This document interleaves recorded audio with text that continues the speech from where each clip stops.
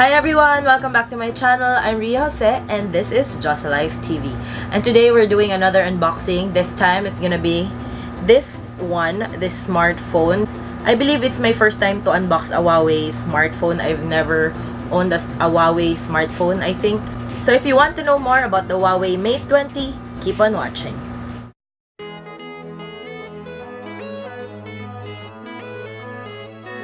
This is the Huawei Mate20. It says here on the box, it has Leica triple camera. Wow, amazing. It says it has 128 GB of ROM, 6 GB of RAM. The color is black. I think there are other colors available. And it comes with a free case. This one is currently available for pre-orders sa Tekpone. I will tell you more about that later. Ito na yung unit, guys. This is a demo unit. I do not own this unit. Ang ganda, diba? Ang laki niya. Let's compare. This is an Android. It's a little bit bigger. So, compared to the iPhone, it's actually the same size as my iPhone 8 Plus.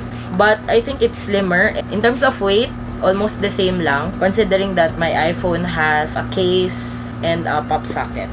Inside the box, you get the phone. And then, ito yung lalagyan niya. And then, there's a sort of divider. Let's open what's inside this. The color is black. I think it's glass. And the card tray is over here. And then, over on this side, there's the volume buttons, up and down. And then, I think this is the power button.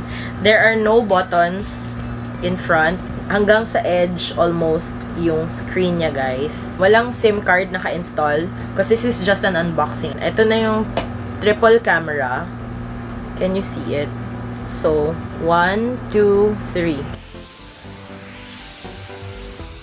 Once you get it outside of the box, there's this one. Ayan, there's a divider thing na may laman inside. So, let's open this. There's a quick start guide. And there's a case. Maganda yung case, ha? Medyo makapal siya. I appreciate brands na merong case and merong tempered glass na kasama yung unit because it makes things easier for everybody. Hindi yung bibili ka na ng unit, mapapagastos ka pa, masistress ka. Where will I buy a case? Where will I buy a tempered glass? Whatever. This is very helpful. And there's a pin in case you want to open the SIM slot tray. So, dual SIM to, guys. In the box, it comes with this one, of course. The cable for charging and for file transfers, USB-C. To be honest, sa ngayon, hindi ko bet yung mga USB-C. But I think we're going towards that era na USB-C will be the norm. So, that's okay. Of course, you have this one, the adapter for charging. It's kind of bulky. And then, it also comes, of course, with earphones. Lahat naman na yata ng mobile phones ngayon or smartphones come with earphones. Tekpone was the one who lent us this unit. Guys, if you want a more in-depth and to be honest, better unboxing, check out the channel of Davao Geek Hub and the blog of Dugong Pinoy. I'm gonna link them down below and the channel will be here somewhere. Let's take a look at some of the specs and features of the Huawei Mate20. So, of course, there's a front-facing camera. And again, there's the 3 cameras at the back. Let's try to do a selfie. Ooh! Ano to siya? Portrait. Ay, bakit may parang beautification na nangyayari? I'll show you, ah. So, this is HDR. Ayan, oh. So, since selfie mode siya, merong mirror on and mirror off modes. Yeah. May beautification na naganap, guys. So, let's do mirror off. So, meron siyang iba-ibang mode. It will also adjust according to the environment. So, there's aperture mode, there's night mode, there's portrait mode, which I used earlier. You can also do, of course, the regular photo, video. Ito ang video. And then, Pro. Pro is similar to manual mode and more. So, there's slow-mo, panorama. So, ito yung mga gusto ko actually. Monochrome, AR lens, light painting, HDR, time-lapse, which I love. filter, 3D panorama. You can also put a watermark. Ang watermark niya, guys, ganon. Like, where you are, the stuff that you can use for IG stories or Snapchat. There's a mode here which I love, which is documents. I think you can use it to scan a document and it will save it to your phone. Pinaka-practical here are slow-mo, HDR, time-lapse, and panorama. Yeah, and watermark as well for social media purposes. And then sa Pro mode, you can adjust the ISO. I'm not sure what the S is. What the S stands for. Sa portrait, kanina kasi, naka-ano siya. Naka 5. So, babaan natin yung beauty level. Beauty level 0. Ayun, better na. Pero, nakikita ko pa rin na nabibeautify ako. Kita yung highlighter ni Madam. Ayan.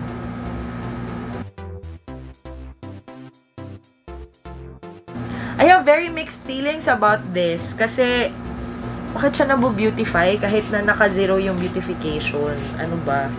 Let's take a normal photo na hindi beautification. Kita ang pores. Oh, I don't know if you can see it, but kita ang pores ko sa picture na to. Lol. I-insert ko na lang here somewhere.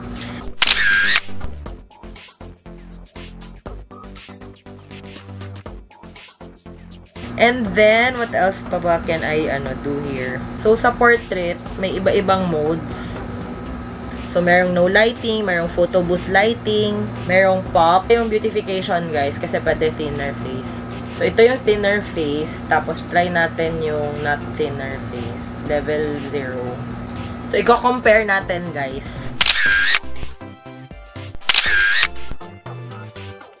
So, I'll give you more details about this phone. This is the Huawei Mate20. There are 2 colors available. This one is the black. It's also available in midnight blue. Dewdrop display. 6.53 inches na RGBW display. 18.7:9 DCI P3 HDR display. Full HD+. 2244 by 1080. It operates on Android. Tapos yung RAM niya it's available in either 4GB or 6GB. And then the storage is 128GB. Maximum expandable storage via a nano memory card is 256GB. Leica triple camera, 16MP ultra wide angle, 12MP wide angle, and 8MP 2x telephoto 52mm. The front camera is 24MP. Tapos it's dual SIM, and then it has a battery of 4,000 mAh. As for the charging, you can supercharge na 22.5 watts. It can, of course, use LTE network, and the body dimensions are 157.8 by 72.3 by 8.6 millimeters. The weight is about 189 grams. Front and back glass and aluminum frames. Dust and water resistant for up to 2 meters for 30 minutes. My gosh. So, pag nahulog nyo to accidentally, kailangan nyo siya ma-save in 30 minutes. AMOLED, capacitive touchscreen, of course. Gorilla Glass. Leica optics with dual LED, dual tone flash. This one is interesting for me. It can do HDR na panorama. Tapos yung video, 2060p at 30 FPS only. But it can do 1080p at 60 FPS, which I love. HD na yun, guys, if you're gonna do YouTube videos or online videos. It can also do 1080p at 30 FPS and 720p at 60 FPS. Selfie cam can do 1080p at 30 FPS only. Type-C yung kanyang headphone jack. It has active noise cancellation, which is good if you're a vlogger and you want to use this phone for your vlog. It can do, of course, Wi-Fi, and it can be a personal hotspot as well. Sa battery life niya, nakalagay dito, ang endurance rating niya ay 85 hours, which I think it means it can survive up to 85 hours on standby. For the Huawei Mate20, which is this one, the SRP is 40,990. It's a high-end phone. Would I recommend this phone? Yeah. Based on first impressions, I love it. It's lightweight. It's sleek. Ang ganda ng screen. Ang ganda ng display. Maganda yung cam. Siguro if I have one complaint about this, yung beautification, medyo na-off ako. I don't know why, but I don't like yung too much beautification. I've never owned a Huawei phone, but I've attended their past events, and I was able to try a few of their other high-end phones. I was not disappointed at all. So, if you can afford it, I suggest you get it. It's 40,990. So if you guys are interested in the Huawei Mate20, pre-order it today until tomorrow. Actually, matagal na siya nag-start, but if in case you're undecided and was looking for an unboxing, ito na yun, guys. If you're gonna pre-order, you get freebies. So the pre-order is from October 26 to November 2. It's about to end. You get the Huawei Mate20, you get a Huawei outdoor speaker, a set of Huawei wireless Bluetooth earphones. So the one that comes with the box is not wireless, and also a Playground H1.4 speaker. If you pre-order the Mate20 Pro, you get a free Huawei wireless charger, a Talkman B3 Lite, and a Playground H1.4 speaker. So you can order this from Tekpone. Meron silang special promo as well. If you pre-order this is 40,990 with a freebie, plus you get a Klean Kanteen. I actually use a Klean Kanteen, ayan. Pero this is from WordPress. If you're interested in getting the Huawei Mate20 series with Smart, you can get it at the Giga X plan. For the Mate20, it's 2,199 per month. It already includes 5 GB of open access data allocation, 10 GB for video streaming, yes, for YouTube addicts like me, 60 minutes of all-net calls, unlimited all-net texts, and data rollover. So you can get the same plan for the Huawei Mate20 Pro, but it's priced at 2,599 per month. I'm gonna leave a link down below. If you want just the phone, I would recommend that you get it from Tekpone. They are offering really good freebies. If you guys want to get a great deal, make sure to pre-order it by November 2. Tekpone has outlets and Huawei Stores around Davao where you can pre-order it.